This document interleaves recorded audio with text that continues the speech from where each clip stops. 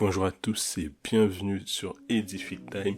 Dans cet épisode, nous allons aborder toujours notre série Christ en vous, l'espérance de la gloire. Mais ce sera cette fois-ci la deuxième partie que j'ai donnée comme sous-thème, la gloire dans les siècles présents et dans les siècles à venir. Sans plus tarder, je vais lire les textes qui vont nous permettre d'entrer directement dans les vifs du sujet. C'est dans Marc, à partir du chapitre 10, du verset 17 au verset 31.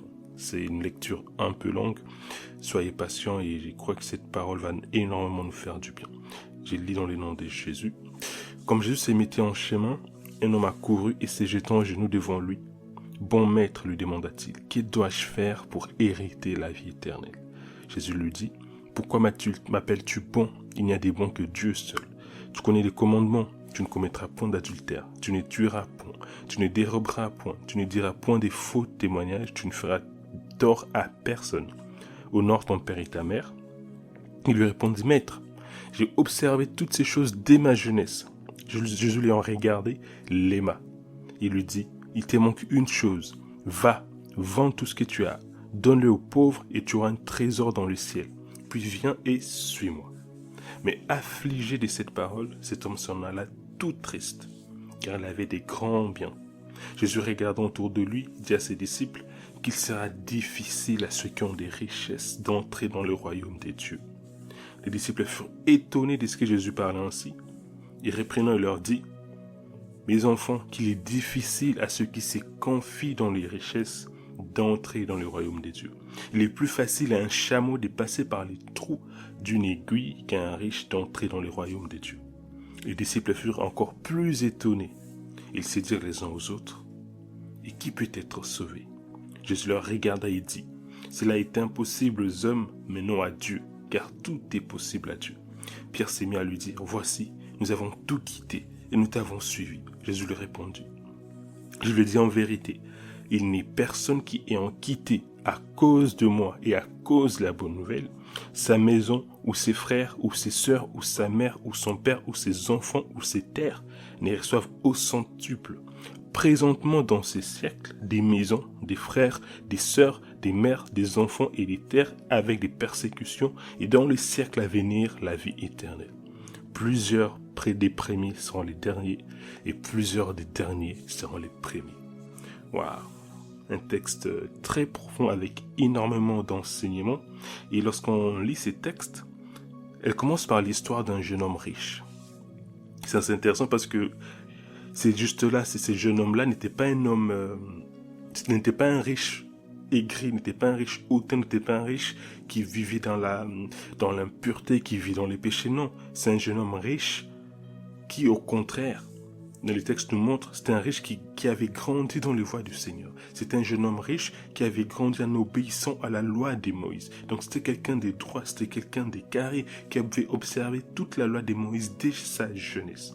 Mais son seul souci, c'était qu'il était trop attaché à ses richesses. Parce que lorsque Jésus lui dit, quitte et vends tout ce que tu as, il a fait demi-tour.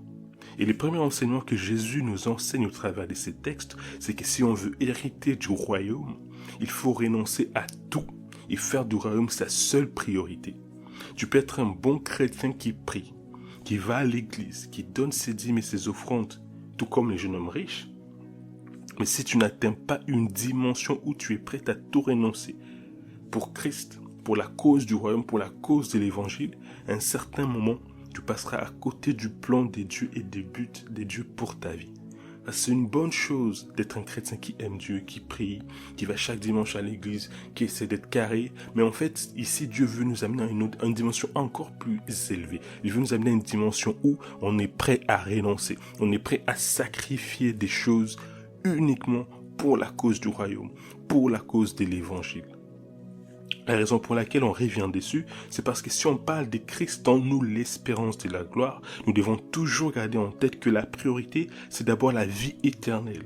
Et que rien ni personne ne doit nous séparer de l'amour de Dieu, comme le Bible le dit dans Romains, et encore moins nous faire perdre conscience de la vie éternelle en nous.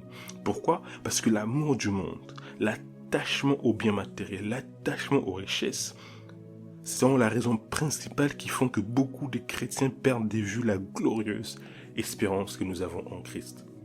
à cause des choses de ce monde, à cause du fait que nous soyons défocalisés, nous perdons de vue l'espérance glorieuse que nous avons en Christ. Mais la seule chose que les jeunes hommes riches ignoraient, c'est que celui qui accepte de renoncer à tout pour Dieu reçoit au centuple tout ce à quoi il aura renoncé dans ces siècles et dans les siècles à venir. Mon frère, ma soeur, laisse-moi te dire une chose. Sache que celui qui accepte de renoncer à tout pour Jésus et pour la cause de l'évangile est qualifié pour manifester la gloire dans les siècles présents, mais aussi dans les siècles à venir. Et c'est là que j'aimerais entrer dans mon deuxième point. Mon deuxième point, c'est ceci. L'espérance que nous avons en Christ ne concerne pas seulement l'éternité. Elle concerne aussi les siècles présents. L'espérance de la gloire, lorsqu'on dit Christ en nous, l'espérance de la gloire, oui, elle concerne premièrement l'éternité, elle concerne premièrement les siècles à venir, mais pas que, elle concerne aussi les siècles présents. N'est-ce pas une bonne nouvelle? Et c'est ce que Jésus, il explique à Pierre. Lorsqu'on descend un peu plus haut dans la lecture que nous avons lue, il explique à Pierre, en fait, à partir du verset 28, la Bible dit, Pierre s'est mis à lui dire, voici, nous avons tout quitté et nous t'avons suivi. En fait, lorsqu'on voit cette phrase, c'est un peu comme si, en fait, Pierre, il s'inquiète et se dit, mais, Seigneur, si c'est comme ça, vraiment, les jeunes hommes, il est difficile, voire, il est très, très difficile, un homme riche d'entrer dans le royaume des dieux, il faut qu'il renonce à tout. Maintenant, ok, nous avons renoncé à tout. Nous avons accepté de te suivre. Qu'est-ce qui va nous arriver? Quel est notre sort? Et c'est là que Jésus lui répond, il dit, je le dis en vérité. Il n'est personne qui, ayant quitté à cause de moi et à cause de la bonne nouvelle, sa maison, ou ses frères, ou ses sœurs, ou sa mère, ou son père, ou ses enfants, ou ses terres, ne reçoivent au centuple, présentement dans ces siècles, des maisons, des frères, des sœurs, des mères, des enfants et des terres, avec des persécutions, et dans les siècles à venir, la vie éternelle. En fait, Christ en vous, l'espérance de la gloire, ne veut pas dire, oublie les choses de la terre. Concentre-toi seulement sur Dieu, contente-toi d'être sauvé, tant pis si tu es pauvre, tant pis si tu es malheureux sur cette terre, non. Ce n'est pas les plans et encore moins la volonté de Dieu. Christ en vous, l'espérance de la gloire, vise premièrement à ressentir Christ en nos cœurs, en nous ramener la pensée, la conscience de l'éternité, la conscience de la vie éternelle, mais par la suite, on va voir que la volonté parfaite de Dieu et que cette gloire que nous avons en Christ, nous puissions déjà la manifester dès ces siècles, mais aussi dans les siècles à venir. Christ en vous, l'espérance de la gloire, vise à replacer Christ au cœur de nos priorités. Mais la volonté et les plans parfaits de Dieu pour nous est qu'on puisse vivre et manifester une dimension de gloire dès les siècles présents. Je vais lire un deuxième texte, c'est un peu plus long, c'est toujours aussi long je veux dire, mais ça va encore plus nous amener à comprendre la pensée de Dieu. Les textes que je vais lire, c'est dans Matthieu, au chapitre 6, à partir du verset 19.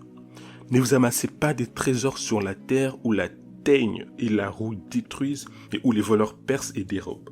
Mais amassez-vous des trésors dans les ciels où la teigne et les rouilles n'y dérobent point et où les voleurs ne percent ni n'y dérobent. Car là où est ton trésor, là aussi sera ton cœur.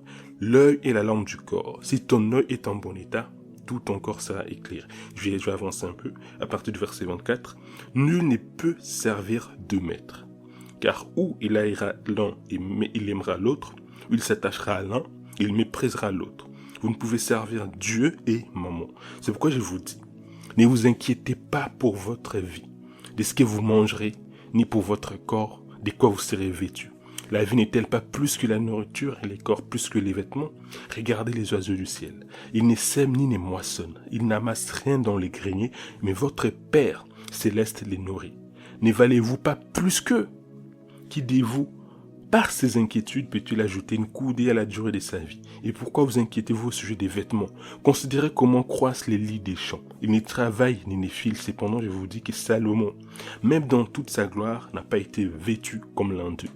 Si Dieu rêvait ainsi l'herbe du champ, qui existe aujourd'hui et qui demain sera jeté au four, ne vous vêtira-t-il pas à plus forte raison, gens de peu de foi? Ne vous inquiétez donc point et ne dites pas, que mangerons-nous? Que boirons-nous? De quoi serons-nous vêtus? Car toutes ces choses, ce sont les païens qui les recherchent. Votre Père Céleste sait que vous en avez besoin. Cherchez premièrement les royaumes et la justice de Dieu, et toutes ces choses vous seront données par-dessus. Ne vous inquiétez pas du lendemain. Le lendemain aura soin de lui-même. À chaque jour suffit sa peine.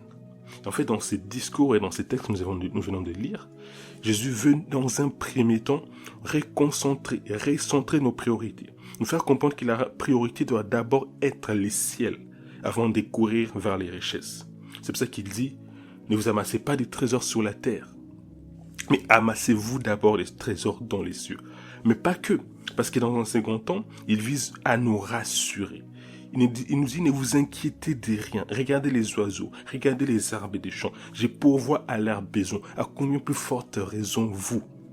En fait, dans ces textes, Jésus veut nous faire prendre conscience qu'il va pourvoir à nos besoins, qu'il ne prend pas plaisir à nous faire renoncer à toute chose juste parce que voilà, nous devons renoncer pour souffrir. Il ne veut pas que nous puissions devenir comme des moines ils vendent tout et puis ils s'isolent du reste du monde et attendent le retour de Christ. Non. Ce que Dieu veut, c'est que nous puissions de tout notre cœur être d'abord entièrement consacrés à lui. Et une fois que nous avons rempli ces critères, c'est là qu'il nous dit, il va pouvoir à tous nos besoins. C'est pour ça que dans Matthieu 6, 33, il dit, vous cherchez premièrement les royaumes et la justice de Dieu, et tout vous sera donné par-dessus tout. Je pourvoirai à tous vos besoins, mais seulement faites de l'avancement du royaume, faites de la cause du royaume votre priorité. Et toutes ces choses, après quoi les gens de ces mondes courent, argent, voiture, maison, ainsi de suite, vous seront donnés par-dessus. Mon frère, ma soeur, Dieu n'est donc pas seulement concerné par ton éternité. Dieu ne veut pas seulement ton bien dans un futur ou quand tu seras au ciel, quand tu seras au paradis. Non, Dieu veut ton bien dans les siècles présents, dans ta vie actuelle, là, maintenant. Il est très concerné par ton bien-être dans les siècles présents. Donc, Christ en vous l'espérance de la gloire. Ok, la priorité, c'est les ciels. La priorité, c'est l'éternité. Et c'est cette conscience-là que nous devons garder tous les jours, mais pas seulement. Il y a une gloire que nous devons manifester dans les siècles présents. Et c'est ce que Jésus dit dans Matthieu 5, où à partir du verset 16, il fait une affirmation, il dit, vous êtes la lumière du monde, vous êtes les sels de la terre. Et après, il dit, que votre lumière luise ainsi devant les hommes, afin qu'ils voient vos bonnes œuvres et qu'ils glorifient votre Père qui est dans les cieux. Dans la Bible, en fait, un des synonymes de la gloire, c'est les mots lumière, c'est les mots éclat. Ce que Jésus veut nous faire comprendre, c'est qu'il y a une gloire, un éclat que nous sommes censés manifester sur cette terre, dès notre vivant, au travers des bonnes œuvres qu'il a préparées d'avance pour nous et pour lesquelles les hommes doivent rendre gloire à Dieu. En d'autres termes, en chacun de nous, il y a des dons, il y a des talents, il y a des choses que Dieu a placées, qu'il a enfouies en nous et que nous devons manifester, que nous devons sortir, que nous devons nourrir, que nous devons peaufiner afin de les manifester et qui font faire en sorte que lorsque nous manifestons ces choses-là, lorsque nous exprimons, lorsque nous rendons visible la gloire que Dieu a déposée en nous, les mondes se disent « Waouh, gloire à Dieu. Merci Seigneur pour mon frère, ma soeur. Merci Seigneur de ce que mon frère existe. Merci Seigneur de ce que Josué y existe. Merci de ce que tu as mis Jésus dans ma vie. Merci de ce que tu as placé Divine dans ma vie. Merci de ce que tu as placé Elfie dans ma vie. Merci de ce que tu as placé Chloé dans ma vie. Merci de ce que tu as suscité ma soeur, mon frère Joshua sur cette terre. En fait, il faut que ta vie puisse dégager un parfum de bonne odeur. Il y a la Bible qui l'affirme aussi. Il faut qu'à la fin de ta vie, tu puisses... En fait, quand les hommes vont te voir partir, ils se disent « Waouh, merci Seigneur pour la vie de mon frère. Merci Seigneur pour la vie de ma sœur. » Ils rendent gloire à Dieu pour toi. Dans Jean, à partir du chapitre 17, verset 4, Jésus, en fait, il s'approche vers la fin de sa vie. Il dit une chose très très intéressante. Il dit « Je t'ai glorifié sur la terre. J'ai achevé l'œuvre que tu m'avais donnée à faire. » Et en fait, ça, cela doit être notre partage. Il faut qu'à la fin de notre vie, à la fin de notre parcours sur la terre, nous puissions affirmer « J'ai glorifié ton nom sur la terre. » Comment? Parce que j'ai manifesté toutes les bonnes œuvres que tu m'avais données à faire sur cette terre. Cela signifie donc que mon frère, que ma sœur, tu n'es pas sur terre par hasard. Même si là, tu as l'impression d'être perdu, tu as l'impression de ne pas savoir que faire de ta vie, tu ne connais pas ta mission, tu ne connais pas ton but, tu ne connais pas pourquoi tu es là, bientôt 30 ans, bientôt 40 ans, bientôt 50 ans, tu as toujours l'impression que tu tournes en rond. Sache que si tu vis, ce n'est pas un hasard. Tu n'es pas venu sur terre par hasard. Si tu es encore là, c'est parce qu'il y a des choses qui doivent sortir de toi sur cette terre dans les siècles présents et qui doivent amener les hommes à dire « gloire à Dieu. C'est parce qu'il y a une gloire que tu dois manifester. En fait, c'est en manifestant ces bonnes œuvres-là que toi-même tu vas opérer dans la dimension des gloires à laquelle Dieu t'attend dès les siècles présents. Pas seulement dans les siècles à venir, dès les siècles présents. Voilà pourquoi il dit à Jérémie, avant que je ne t'eusse formé dans les ventres de ta mère, je te connaissais déjà. En fait, ce qui est intéressant, c'est qu'il dit avant que je ne t'eusse formé dans les ventres de ta mère. Donc, avant même que tu ne sois encore comme une sémence, avant même que tes parents ne se rencontrent, il te connaissait déjà. Qui? Dieu. Et il avait déjà préparé des projets pour toi. Il avait déjà un plan pour toi. Il dit, avant, je t'avais consacré, je t'avais établi prophète des nations.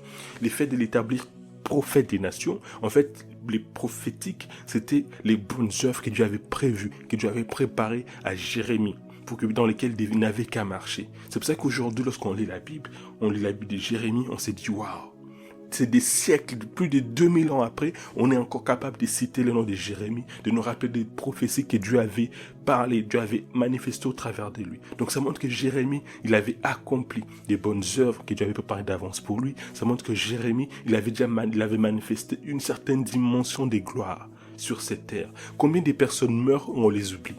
Mais Jérémie, même s'il est mort, même s'il est parti, il se repose maintenant auprès du Père et que nous les révérons à l'enlèvement, ça fait partie de ces personnes qui ont manifesté une telle dimension de gloire qui est des siècles après, des millénaires plus tard, on est encore capable de nous rappeler des choses qui sont sorties, des prophéties qui sont sorties au travers de leur bouche. Et cela sera notre partage au nom de Jésus. Il faut qu'à la fin de notre partage de cette terre, parce que nous avons accompli, parce que nous aurons accompli les bonnes œuvres que Dieu avait préparées d'avance pour nous, même des siècles plus tard, on peut se souvenir des choses que Dieu aura dit, que Dieu aura sorti, que Dieu aura manifesté au travers de nous.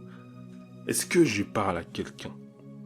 Donc c'est la volonté et c'est les plans de Dieu pour notre vie. Voilà pourquoi lorsqu'on dit Christ en vous l'espérance de la gloire, cela doit te réjouir, cela doit te fortifier, cela doit t'encourager, cela doit te faire prendre conscience que non, tu as une destinée, que Dieu a un plan pour ta vie, que tu n'es pas là par hasard, que même si aujourd'hui ta vie se résume à des découvertes, à la misère, à la pauvreté, à des galères, sache que il y a une espérance pour toi, non seulement dans les siècles à venir, mais dans les siècles présents. La Bible dit que les souffrances du temps présent ne sauraient être comparées à la gloire à venir. Cela signifie que même si maintenant, actuellement, au moment où tu m'écoutes, tu passes par des moments difficiles, tu traverses des situations de découragement, des épreuves, des moments très très compliqués qui t'amènent à perdre espoir, sache que Christ en toi, l'espérance de la gloire. Ça veut dire que ce n'est pas encore fini tant que Dieu n'a pas dit que c'est fini. Aussi longtemps que tu respires, ça veut dire qu'il y a des bonnes choses, il y a des bonnes œuvres que Dieu doit manifester au travers de ta vie. Ça veut dire qu'en fait, à un certain moment, ta vie doit être utile. Il y a des choses qui doivent sortir, qui vont faire que d'ici quelques années, quand on regardera en arrière, on va dire, ah Seigneur, merci pour ma sœur. Et la Bible dit, il faut que, en fait, ce qui est intéressant, c'est que Jésus ne dit pas, il faut que l'église voie vos bonnes œuvres. Non, il dit que votre lumière luise ainsi devant les hommes, que les mondes voient vos bonnes œuvres et qu'ils glorifient Dieu. Ça veut dire qu'en fait, la gloire que tu dois manifester, ça ne doit pas seulement être dans la dimension de l'église.